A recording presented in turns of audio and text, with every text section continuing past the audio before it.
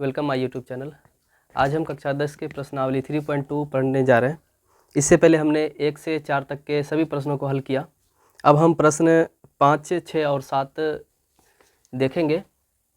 तो अगर आप हमारे इस चैनल में नए हैं तो हमारे इस चैनल को सब्सक्राइब कर दें। अगर आप हमारे इस चैनल में पहले जुड़े हुए हैं तो आप अपने जितने भी फ्रेंड सर्किल में हैं आप इस ग्रुप को शेयर करें, ताकि जो भी नया नया टॉपिक आए हमारे थ्रू तो आप सभी के पास जाएगा, आप उसे आराम से शेयर कर सकते हैं।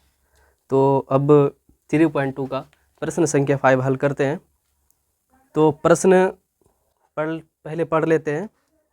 कह रहा कि एक आयताकार बाग जिसकी लंबाई चौड़ाई से 4 मीटर अधिक है और उसका अर्ध परिमाप 36 मीटर है, तो बाग की विमाएँ ज्ञात कीजिए। विमाएँ हम उसको कहते हैं कि जैसे हम प्रश्न संख्या हल कर रहे हैं 5, यहाँ लिख देते हैं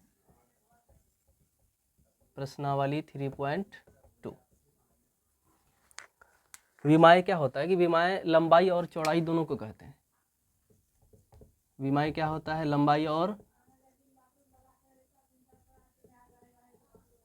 लंबाई और चौड़ाई होती है। लंबाई और चौड़ाई होती है।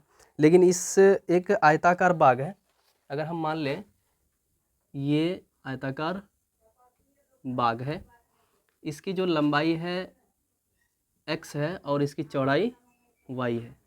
इसकी लंबाई x और y ये हम मान लिए। जैसे यहाँ पे लिख लेते हैं, आंसर में लिखेंगे माना आयताकार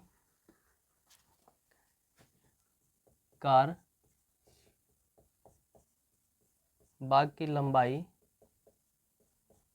x मीटर तथा चौड़ाई y मीटर। ये हमने इस आयताकार बाग की लंबाई और चौड़ाई को माना। अब इसके बाद हमें प्रश्न जो कह रहा है उसे हम देखते हैं। कह रहा है कि एक आयताकार बाग जिसकी लंबाई x है और चौड़ाई y है। लंबाई चौड़ाई से 4 मीटर अधिक है, मतलब चौड़ाई से 4 मीटर अधिक है। ये समीकरण नंबर हमारे पास फर्स्ट बन करके आ गया। अब इस हमारे पास एक समीकरण मिल गया। इसके बाद हम समीकरण दूसरा चूज़ करेंगे, क्योंकि इसमें हमें अभी तक युग्म देखा गया है कि जो भी युग्म आए वो सभी जो समीकरण आता है वो एक जोड़े में आता है। तो समीकरण नंबर फर्स्ट हमारे पास मिला। अब इसके बाद आगे प्रश्न की ओर बढ़ते हैं। कह रहा कि बाग की विमाएँ कह रहा कि इसका अर्ध परिमाप 36 मीटर है। जैसे इसका जो परिमाप होता है एक बार देख लें।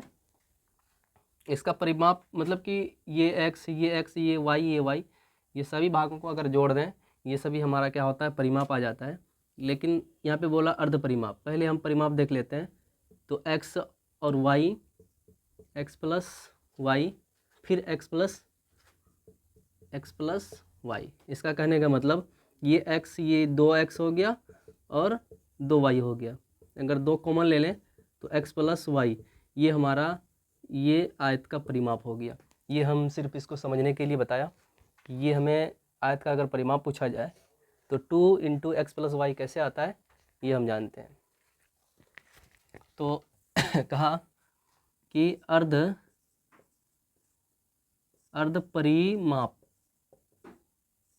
परिमाप मतलब कि आधा। अगर अर्ध परिमाप हमारे पास 36 मीटर दिया हो तो अर्ध परिमाप हमारे पास इसको मान लें कि 1/2 परिमाप बराबर दिया है 36 मीटर। तो हमारे पास 1/2 का जैसे हम 1/2 लिख लें। परिमाप का फॉर्मूला हमने पढ़ा, क्या पढ़ा? 2 इंटू एक्स प्लस वाई। लेकिन इसको हम हल करने से पहले देख लेते हैं कि ये 36 के बराबर है। तो ये 1/2 यहाँ पे आप लिख दें परिमाप 1/2, क्योंकि ये अर्ध का बात किया गया है। तो 1/2 परिमाप। अब यहाँ पे अगर परिमाप की बात करें तो परिमाप बराबर हो जाता है 36 और ये 2 जो आ जाता है, ये 2 हमारे पास भाग में है, उधर जा कर के ये गुना में आ जाएगा। तो ये अर्ध परिमाप नहीं, ये डायरेक्ट परिमाप हम लिख सकते हैं।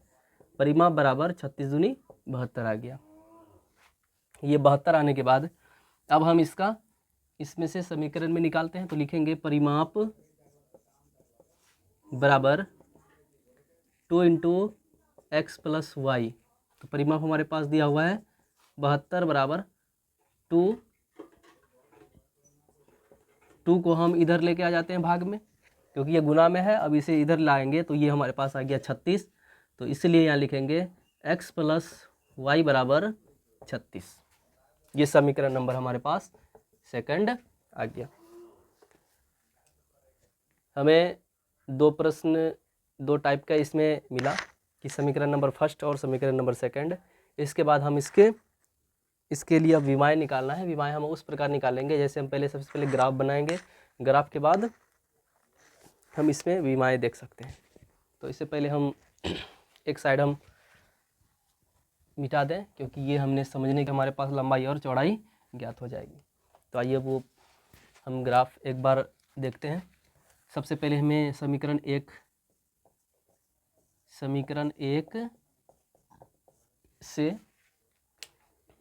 एक हमारा दिया गया है x बराबर y प्लस 4। तो एक बार हम x मानते हैं, x का मान हम 0 रखें, तो 0 बराबर y प्लस 4। तो y बराबर आ गया हमारे पास -4। तो ये बिंदु हमारे पास आया 0। आप इसे लिख सकते हैं 0, -4। अगर हम x का मान 0 रखें तो अब हम y का मान 0 रखते हैं। तो यहाँ लिखेंगे y बराबर अगर 0 रखें तो आ जाता है x बराबर 0 प्लस 4। तो x बराबर 4 आ गया। तो इसमें हम लिख सकते हैं x का मान 4 0। ये हमारे पास दो बिंदु निकल करके आ गया। अब हम इसी प्रकार समीकरण 2 से, यही नीचे जगह है, अब लिखेंगे समीकरण सेकंड से। अब इसमें भी आप मान रख लें। तो x बराबर अगर 0 रख लें तो समीकरण पहले लिख लेना था, समीकरण लिखें x प्लस वाई बराबर 36 दिया गया है। तो अगर x बराबर अगर 0 रखें तो 0 प्लस वाई बराबर 36। तो y बराबर हमारे पास आ गया 36। तो ये हम लिख सकते हैं 0,36। अब अगर y बराबर 0 रखें तो x प्लस 0 बराबर 36। तो x बराबर हमारे पास आ गया 36। इसका बिंदु आया 36,0। तो ये हमने देख लिया। अब इसके बाद हम इसको एक ग्राफ में लेके जाएंगे इस बिंदु को, तब हमारे पास जो आएगा वो हल निकल करके आएगा। तो इसको हम देख लेते हैं। तो ये इस प्रकार हमारे पास ग्राफ है। हमने इसे ग्राफ को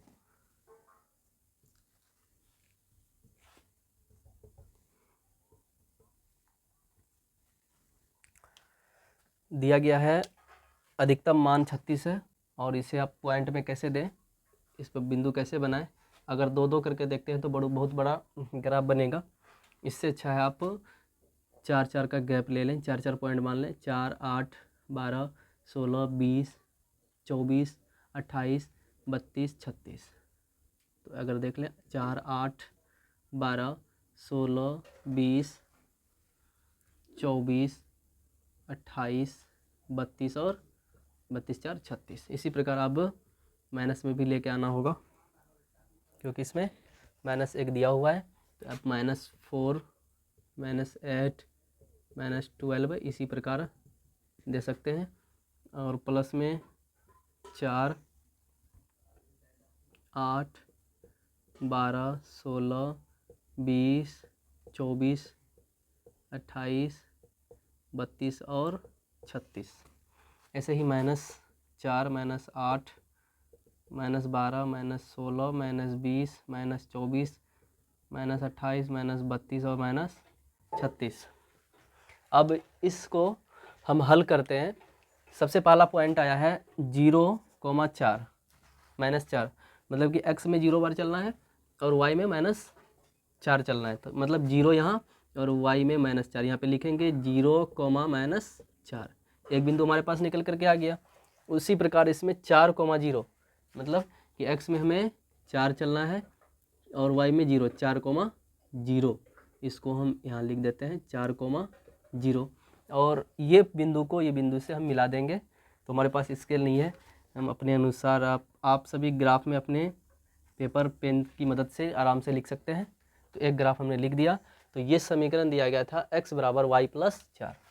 तो इसको हम लिख देते हैं x बराबर y प्लस में 4। ये समीकरण का ये ग्राफ है। अब इसके बाद अगला समीकरण देखते हैं, 0 और 36, मतलब कि x में 0 और y में 36 आएगा। तो यहाँ पे लिख सकते हैं 0,36। उसके बाद 36,0, मतलब कि x में 36, 36,0, 0 तो ये बिंदु बन गया। तो 0 में लकीर खींचते ही नहीं है। तो आप इस बिंदु को इस बिंदु से मिला दें। तो आप इस देख सकते हैं ऐसे करके ये इस तरह ये जा करके बिंदु से मिला। तो अब हम देख सकते हैं जिस पॉइंट पे ये बिंदु प्रतिच्छेदित करती हो, ये बिंदु प्रतिच्छेदित करती हो, आप ये हमने पॉइंट को आगे पीछे कर लिया। आप ग्राफ में अगर देखेंगे तो इसे आप सिस्टमेटिक ढंग से एकदम पॉइंट बाय पॉइंट से लिखा रहता है। और इस बिंदु को आराम से आप इस जगह देख सकते हैं कि ये x के जगह पे अगर देखा जाए तो ये x के जगह पे 20 आ रहा है, और y के जगह पे ये अगर देखा जाए तो ये ज़्यादा गैप हो गया, यहाँ पे आएगा 16, थोड़ा सा डाउट हो गया। तो इसमें 16 और पहले x लिखा जाता है 20,16। तो ये हमारे पास आंसर हो गया। अगर पूछा जाए कि विमाएँ की लंबाई और चौड़ाई विमाएँ क्या है, तो हम पहले लिख सकते हैं। तो अभी लिखे थे आंसर में, हेडिंग में लिखे थे कि माना लंबाई x है, लंबाई x है, तो x बराबर अभी क्या निकल करके आया 20 मीटर। और चौड़ाई हमने क्या लिखा y, तो y बराबर 16 मीटर। ये हमारा आंसर आ गया। अब इसके बाद हम प्रश्न संख्या 6 देखेंगे। अगर आपको इसमें अगर कोई किसी प्रकार की डाउट है तो आप हमें कमेंट्स में ज़रूर बताएं। तो हमने इस तरह के प्रश्न को आसानी से हल कर लिया। अब हम बढ़ते हैं प्रश्न संख्या 6 की ओर। रोक दो यहाँ पे। नंबर 6 हल करते हैं। प्रश्न हल करने से पहले इस प्रश्न को एक बार पढ़ लेते हैं। दिया गया है कि एक रैखिक समीकरण जो 2x + 3y - 8 बराबर 0 दी गई हो, और कहा कि दो चरों में एक ऐसी और रैखिक समीकरण लिखिए ताकि प्राप्त युग्म का ज्यामितीय निरूपण जैसा हो कि कोई प्रतिच्छेदित करती हुई रेखाएं हो, कुछ समांतर हो और कुछ संपाती हो। इस क्वेश्चन का कहने का मकसद ये है कि आपको इस समीकरण के थ्रू आपको ऐसा एक समीकरण और युग्म निकालना है। क्योंकि अब तक हमने पढ़ा कि इसमें से कोई भी समीकरण दिया हो तो इसका युग्म दिया रहता है, मतलब कि ये पेयर में दिया रहता है कि अगर एक समीकरण हो तो दूसरा समीकरण कुछ और होगा। लेकिन इसमें से एक समीकरण दिया है, एक समीकरण अपने मन से इसमें से ऐसा ऐड करना है कि एग्जाम्पल डाल के कि वो एक प्रतिच्छेदित करती हुई रेखाएं बन जाए। एक ऐसा समीकरण बनाना है इस समीकरण का युग्म दे करके कि एक समांतर रेखाएं बन जाए, और कुछ एक ऐसा समीकरण बनाना है जिससे कि वो संपाती रेखाएं बन जाए। इसके लिए हमें इससे पहले हम कई प्रश्नों को हल किया कि थोड़ा सा यहाँ पे नोट्स पहले लिख करके डाल दिया ताकि बच्चे को समझने में एकदम आसानी से आ जाए और ये बच्चा आसानी से देख ले और इसे आसानी से समझ ले। तो हमने पढ़ा था कि अगर कोई भी A1/A2 इक्वल नहीं हो B1/B2 के तो वो प्रतिच्छेदित करती हुई रेखाएं कहलाएगी। अगर ये तीनों मतलब A1, B1, C1 ऐसे A2, B2 और C2 अगर इसको डिवाइड करके अगर अनुपात में डाल दिया जाए, तीनों अगर बराबर हो तो ये संपाती होगा, अगर दो बराबर हो और तीसरा बराबर नहीं हो तो ये समांतर होगा। हमने इस प्रश्न को पहले हल किया। तो अब इसमें से थोड़ा सा हमें दिमाग लगाना है कि सबसे पहले हमारे पास समीकरण जो दिया हो उस समीकरण को हम एक एक करके सब में डाल देते हैं।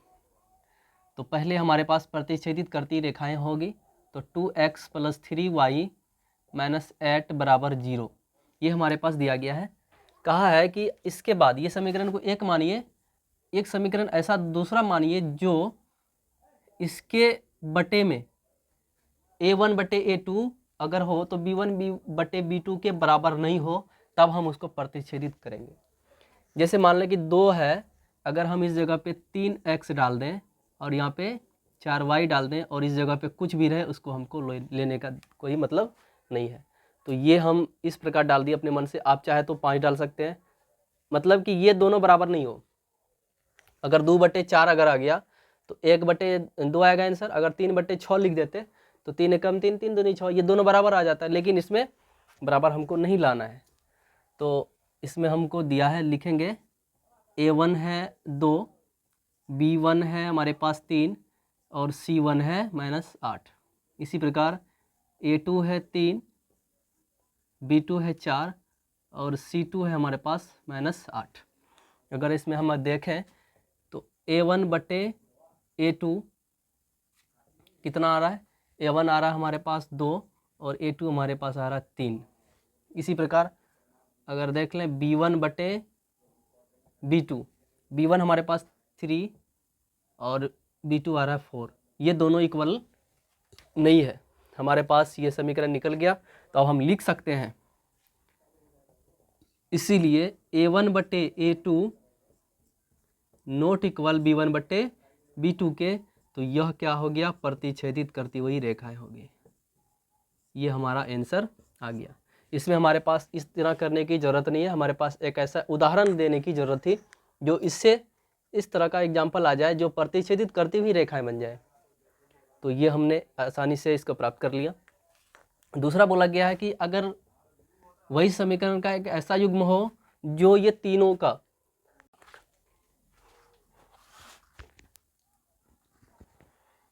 आइए अब दूसरे पॉइंट की ओर बढ़ते हैं। इसमें भी कहा गया है कि ये समांतर रेखाएं, तो हमारे पास समांतर रेखा उसको कहते हैं कि अगर 2 इक्वल हो, तीसरा इक्वल नहीं हो, हमको क्या करना है कि अगर इसका 2 भाग दूसरे भाग में से इसको 2 से गुना कर दें तो ये बराबर आ जाएगा, लेकिन तीसरे को कुछ और मान लें। मतलब इक्वल, अगर इसको हम 2 से गुना कर रहे हैं तो इसको हम किसी और संख्या से गुना कर लें, या तो 0 आ जाए या तो कुछ और आ जाए, तब हम इसको क्या कह सकते हैं? समांतर रेखाएं। पहले हम इसको समीकरण को लिख लेते हैं। 2x + 3y - 8 = 0 दिया गया है। हमने पढ़ा अभी, समझा कि अगर इसको हम और इसको दोनों को अगर 2 से गुना कर दें, 2 दूनी 4x, 3 दूनी 6y और माइनस इसको 8 ही रख लेते हैं एक टाइप से, बराबर 0। अब ये हमारे पास इस तरह आ जाएगा। तो A1 = 2, B1 = हमारे पास 3 और C1 = हमारे पास आ गया -8। इसी तरह A2 बराबर आ गया 4, B2 = 6 और C2 = -8। तो इसको हम पहले एक बार चेक कर लें। पहले हम चेक करते हैं, उसके बाद हम दर्शा सकते हैं कि ये किस माध्यम से आया। A1/A2 2/4, तो ये 1/2 के बराबर आया, 1/2 के बराबर। दूसरा है B1/B2, B1 हमारे पास 3 है और ये 6 है, 3/6। अगर इसको काटे तो ये भी हमारे पास आ गया 1/2 के बराबर।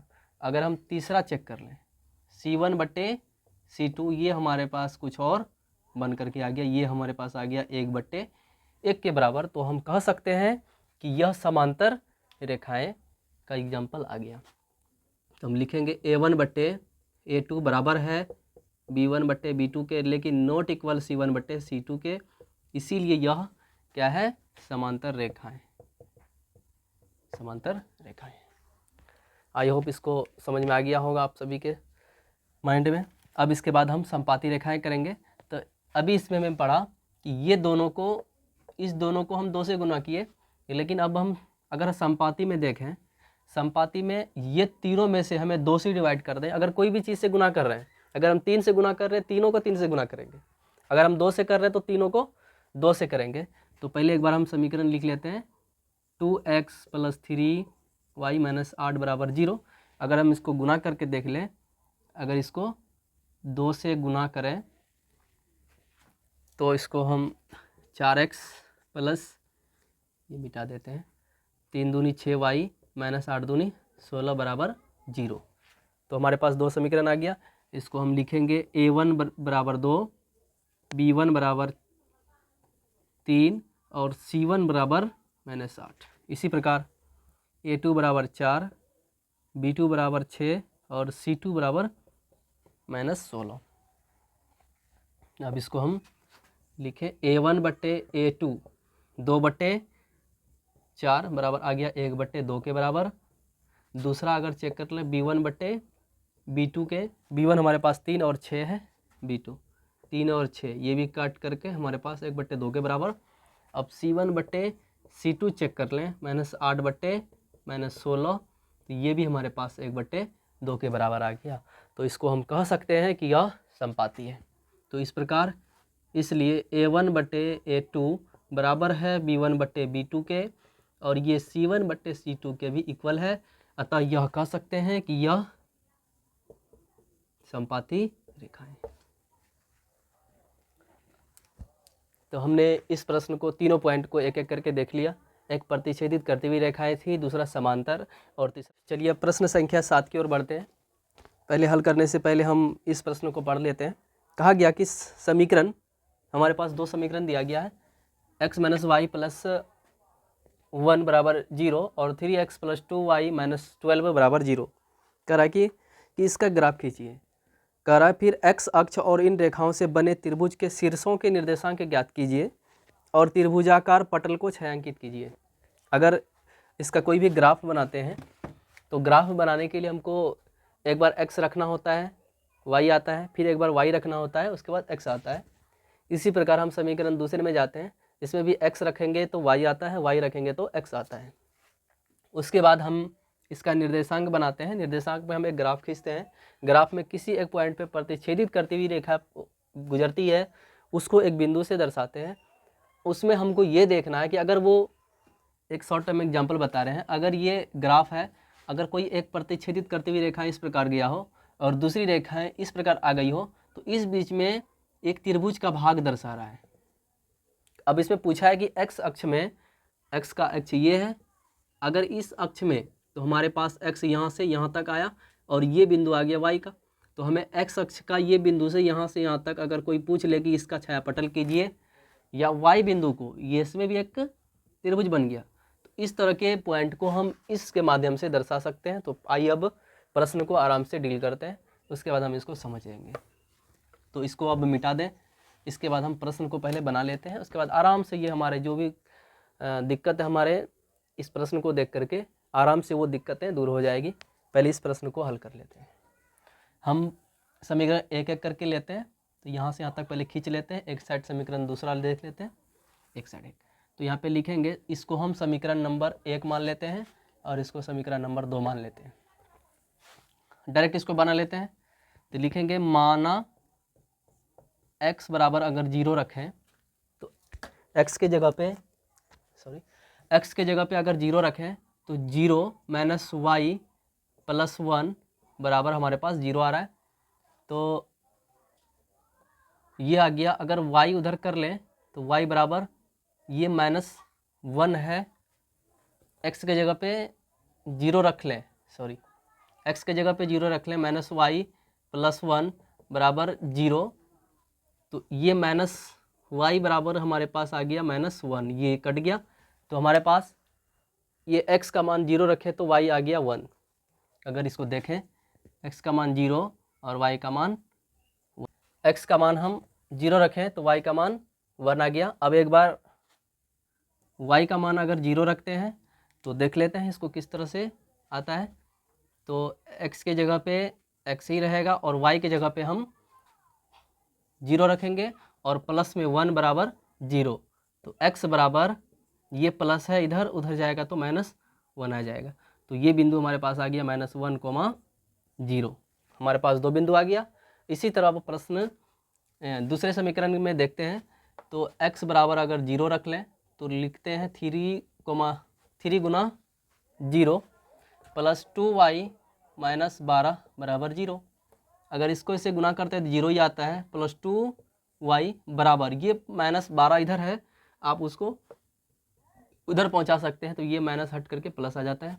उसके बाद हम लिख सकते हैं y बराबर 12, ये 2 है, इधर डिवाइड में आ जाएगा, तो ये आ गया हमारे पास 6। तो ये y बराबर हमारे पास 6 आ गया। तो हम लिख सकते हैं इसमें 0,6, ये एक बिंदु आ गया। अब उसी तरह y अगर रख लें 0 तो 3x + 2, y के जगह पे 0 -12 बराबर 0। तो इसको लिख सकते हैं 3x + 0। अगर इसको 2 से 0 को गुना करते हैं 0 ही आता है, और ये 12 है, उधर जाएगा तो प्लस में 12 आ गया। 3x बराबर 12, तो x बराबर 12, ये 3 आ गया, कट गया, तो इसको हम लिख सकते हैं x बराबर 4। तो ये बिंदु आ गया 4,0। तो हमारे पास 4 पॉइंट निकल करके आ गया। एकदम सरल मेथड है, इसे आसानी से हल कर सकते हैं। अब इसको ग्राफ में दर्शाएंगे, तो जगह नहीं रहने के कारण इसे अब मिटाना होगा। पहले बिंदु को लिख लेते हैं। तो पहले आप इसे ग्राफ खींच लें। आप अपने ग्राफ कॉपी में स्केल की मदद से खींचें, और पॉइंट जब भी बनाएं ध्यान रहे कि आप वो बराबर बराबर दूरी में लें। इसको x अक्ष मानते हैं और इसको y अक्ष मानते हैं।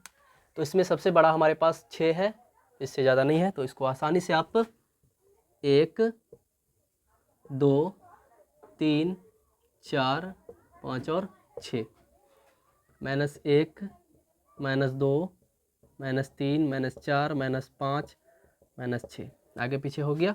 आप इसे सिस्टमेटिक ढंग से दर्शा सकते हैं। 2, 3, 4, 5 और 6, -1, -2, -3, -4, -5, -6।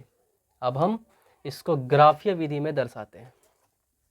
तो सबसे पहला है 0,1, मतलब कि x में 0 चलना है और y में 1 चलना है, तो इसको हम लिख सकते हैं कि 0,1।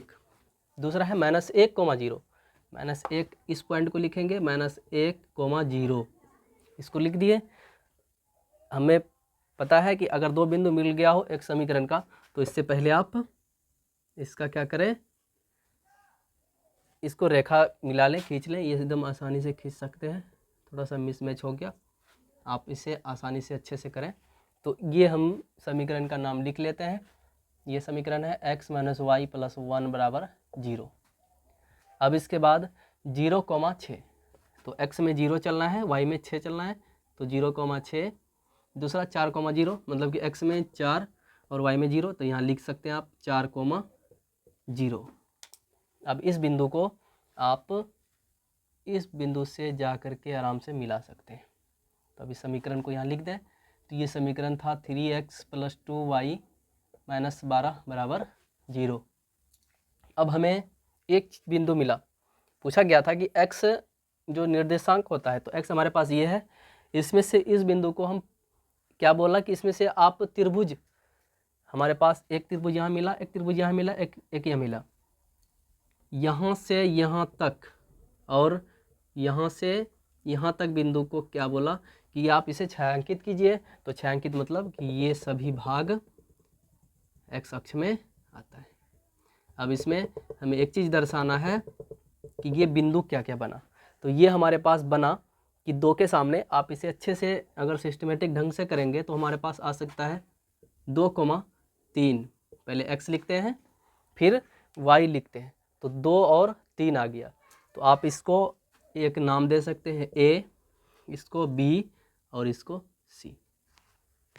a का बिंदु 2,3 और b का -1,0 और c का 4,0।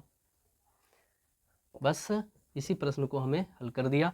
आई होप आप सभी को इस विधि को आसानी से समझ में आ गया होगा। अगर इस तरह के कई प्रश्नों को अगर किसी भी प्रकार की दिक्कत हो, आप हमें कमेंट में ज़रूर बताएं। तो अब प्रश्नावली 3.3 को आसानी से देखेंगे।